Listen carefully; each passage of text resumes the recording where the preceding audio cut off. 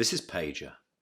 He's a 9-year-old macaque who had a Neuralink placed in each side of his brain about 6 weeks ago. If you look carefully, you can see that the fur on his head hasn't quite fully grown back yet. He's learnt to interact with a computer for a tasty banana smoothie delivered through a straw. We can interact with the Neuralinks simply by pairing them to an iPhone, just as you might pair your phone to a Bluetooth speaker. The links record from more than 2,000 electrodes implanted in the regions of Pager's motor cortex that coordinate hand and arm movements. Neurons in this region modulate their activity with intended hand movement. For example, some might become more active when he moves his hand up, and others when he moves it to the right.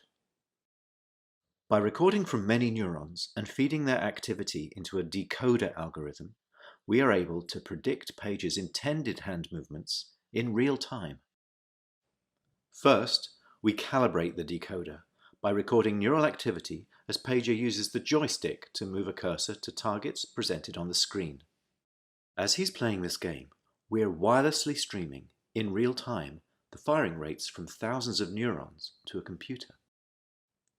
Using these data, we calibrate the decoder by mathematically modeling the relationship between patterns of neural activity and the different joystick movements they produce. After only a few minutes of calibration, we can use the output from the decoder to move the cursor instead of the joystick. Pager still moves the joystick out of habit, but as you can see, it's unplugged. He's controlling the cursor entirely with decoded neural activity. Our goal is to enable a person with paralysis to use a computer or phone with their brain activity alone. Because they wouldn't be able to move a joystick, they would calibrate the decoder by imagining hand movements to targets.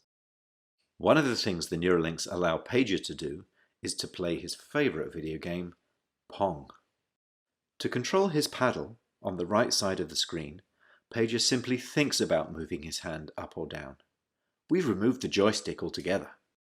Now that he's up to speed, let's increase the difficulty and see how well Pager can play with the Neuralink.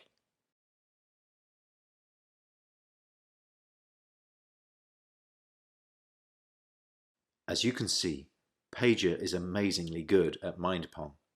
He's focused, and he's playing entirely of his own volition. It's not magic. The reason Neuralink works is because it's recording and decoding electrical signals from the brain. Great game, Pager. And what better reward for a monkey than a banana?